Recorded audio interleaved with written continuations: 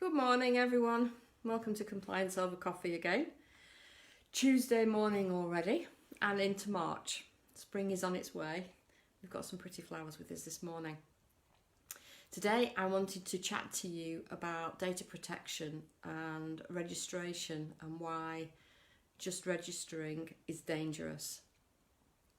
I have a lot of telephone calls weekly with sourcing agents taking up the opportunity of the free 20-minute call with me and chatting through where they are in the journey, what they feel their issues are, their problems, and where they feel they might need some support or guidance as to what the next steps are.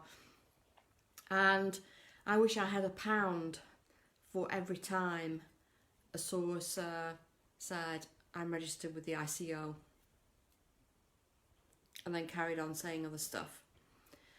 And I go back a few steps and say, okay, you registered.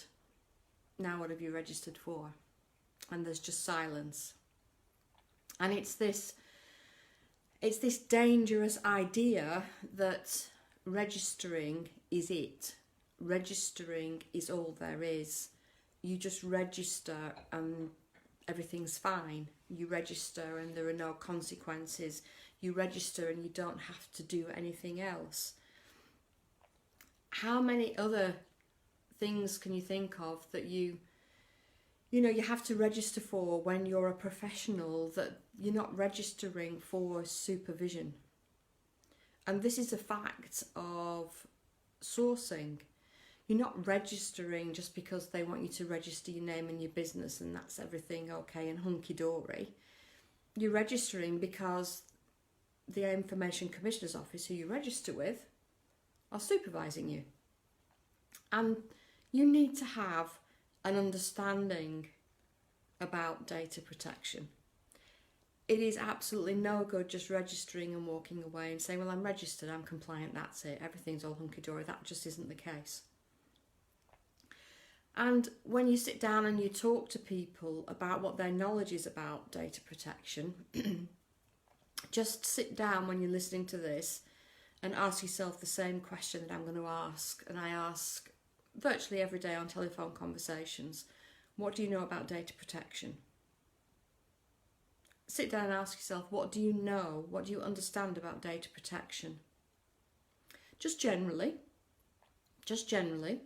And then sit down and ask yourself, what do I know about data protection and how it affects how I can work as a sourcing agent? Because the thing is that data protection covers all businesses. Any business that gathers personal data, data protection regulations cover. It isn't just the sourcing sector. It isn't as niched as, for argument's sake, say anti-money laundering, where it only covers certain sectors. Data protection covers virtually every type of business that there is. So there is no specific guidance for any particular type of business. It's just generic guidance. So you need to understand what the guidance is and then sit down and think about how you operate as a sourcer and then work out how that affects how you work. Because that is the only way that you're going to have the knowledge as to how data protection, data privacy, GDPR, whatever you want to call it, affects how you work on a day-to-day basis. So, how many of you can sit down and say, I know what the 7 principles of the current data protection regulations are? How many of you can sit down and say, I know for certain, because I've studied it, that I can send direct mail letters to landlords? How many of you can say for certain, because I've studied it, that you can send leaflets and postcards through any doors that you want? How many of you know for certain that you have an absolute right to write to a local authority and ask for the HMO landlords list? There will be very, very few of you that have actually learned about data protection. You will have registered with the Information Commissioner's Office and just taken it that that's absolutely fine and not sat down and thought about the implications of that registration and what you're being supervised for. And this is something else that I want you to sit down and think about. We gather a lot of personal sensitive data from sellers when we direct to them and investors. Currently, with the way that you're operating, when you're operating, or if you're setting up and you're putting your processes in place, where are you going to hold all of that data? How are you going to gather it? What data are you going to gather and why are you going to gather it? If the person who you've got that data off asks to see exactly how you're holding it, how are you going to provide that information? Because these are all questions that you should know the answer to. And if you don't, then you're not fulfilling what you're being supervised for. Now, don't get me wrong, Information Commissioner's Office might not come out and say, I want a copy of your policy, I want to see this, that or the other. They might not do that. And they do truly want to work with us and help us to be compliant.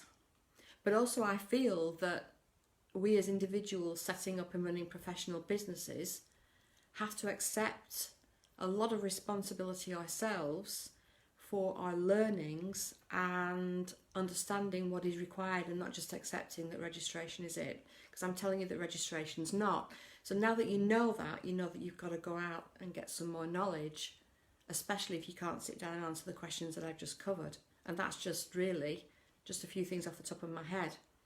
And the other thing is that I want you to sit down and think about is this. If you're just starting outsourcing, or if you've been sourcing for a little while, when was the last time that you actually had provable data protection training? If it's not within the last 12 months, then you're again in breach of the regulations, because you must have it at least annually and it must be provable. Now, yes, you can go online and you can do data protection training online very, very cheaply. Bear in mind that data protection covers a myriad of different sectors. So the training online, I know because I do the training online, is very generic for any sort of company. It's not specific. It doesn't niche down as to how you deal with the information in your specific sector. So if you're looking for some training because you think it's a good idea, Tina, really I should understand about that, I am gathering the data, I don't want to lose sensitive data, am I collecting the right sort of data, am I collecting legally, should I be collecting this, then maybe some bespoke training would work for you. So underneath this video I'm going to put you a link to where you can actually get some bespoke sourcing training for GDPR. All of those 7 principles, what you can do, what you can't do as a sourcing agent, not just as a generic business on the high street.